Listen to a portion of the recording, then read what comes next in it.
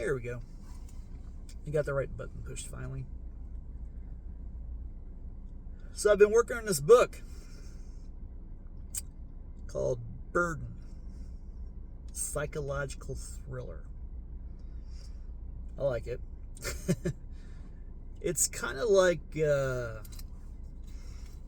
movie Seven, all right, but not really. I mean, it's kind of like it, but not really. So I should give you some idea of what the story's like. You got Marcus King, you got Owen Barnes. Detectives. Marcus is the youngest one, Barnes is the older one. And the city and the weather are actually pretty much character also. See, I wanted to have like a really dark, dank city. It's unnamed. We don't know where they work. They don't know where we live. It could be anywhere, some big metropolis. But the weather is rain. It's dark and rainy the entire time. So that's what they deal with all day throughout the story. It's actually more than just a day, but beside the point. So why this thing is called a psychological thriller, at least the way I'm kind of looking at it, is this. Marcus, he's a young hotshot.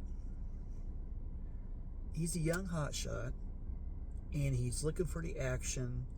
He's looking for the excitement. He's looking for, getting the bad guys, full of piss and vinegar, ready to go, do the job. And he's not a rookie. He's not a rookie. No, he's worked homicide, other places, other parts of the town, different precincts, I guess. But then you got Barnes. Barnes is a really gruff, kind of quiet, grumpy kind of fellow. He's been around. He's been working this hard district for a long time, and he's seen a lot of stuff. He's seen the bodies. He's seen the scenes. He's found the killers. And every motive. All the different combinations. Jealousy, hate, passion. Just all kinds of things. Being a detective is hard. It really is. There's not much excitement to it. And you put yourself through an awful lot of stress of trying to figure it out. What happened? And then who did it based on what happened? How random was it? Because, a lot of times it's not random. A lot of times it's not random. Homicide's not random.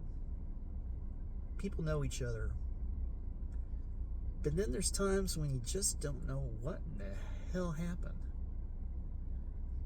And sometimes the violence of it, the grotesqueness of it, is just overpowering, just weighs on you so heavily.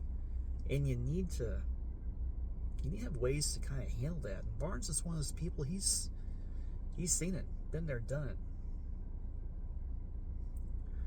So, while we go through the story, these two guys, they're partners. They definitely contrast each other. Very contrasting personalities. You got Marcus, he's married.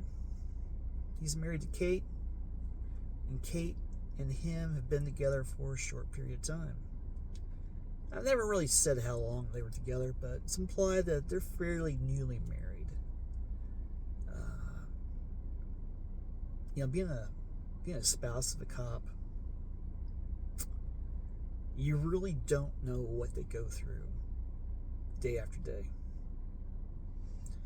Because an officer and a detective, I guess, you gotta be as professional as you can be every hour of the day that you're working. Because whenever you show up, you're showing up at somebody's worst moment of their life. You can't carry your bias. You can't carry what happened prior. You can't carry what happened at home. All those worries have to be taken out of the equation when you show up.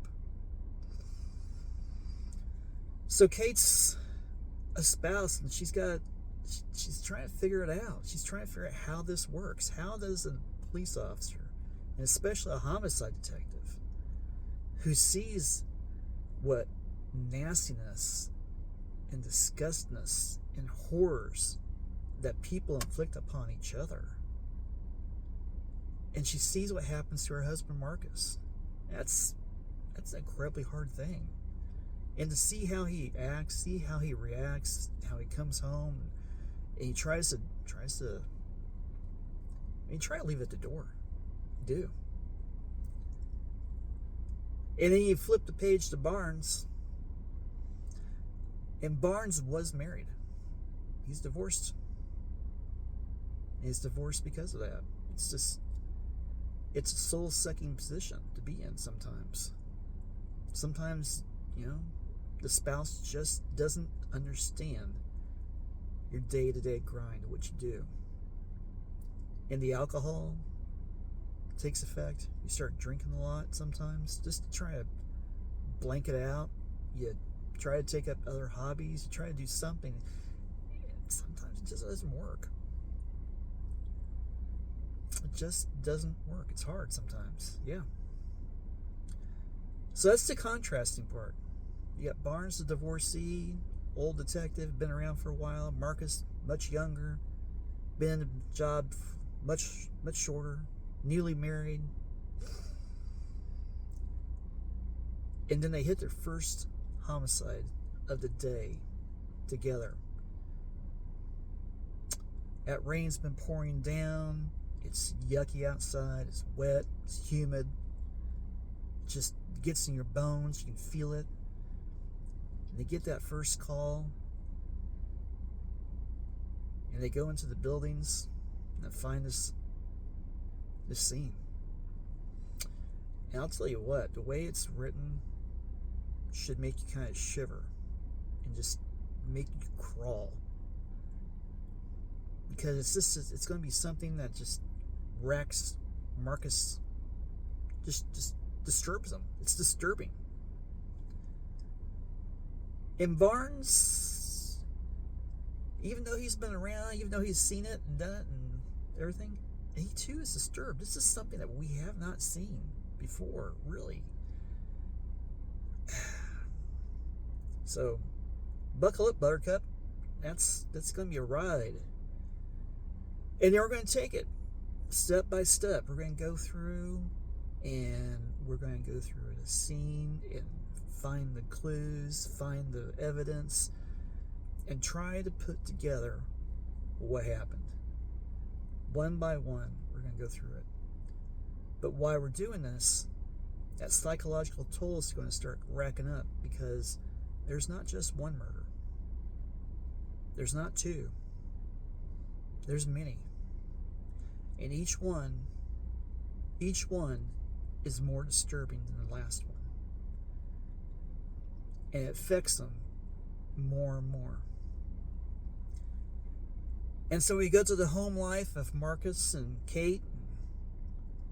We'll find out how they are interacting with each other, what the toll is that is being taken. And Kate's got secrets. And she can tell them to Barnes, but she can't tell them to her husband. Because this toll that she's taken, everything she's feeling is hard, and she doesn't want to bring it into the world like that. So as we go through the story, that psychological toll is going to hammer down on him. And the twists and turns are going to come, and they're going to grow. The evidence is just going to be, it's going to look like it's so obvious of what it is, of who it is, and yet it's going to be ambiguous the entire time. All the way up until that very last scene when we are together and we have the bad guy caught. John Doe. Because we don't know who he is, and we don't know why he did what he did. but the explanations he gives make no sense at all to any of us. But Marcus is going to pay a toll for all this. He will. He will. And in the end, Barnes is going to be left holding it. So I hope you look forward to listening to the story, reading through it. I'll get it published here in a little while for you. Be looking forward to a book called Burden. And hope you enjoy it. It's a psychological thriller that hopefully gets you interested, keeps you interested. All right. Thanks for listening. And like and subscribe if you really want to. Hope you got something out of this. And we'll catch you next time. Bye.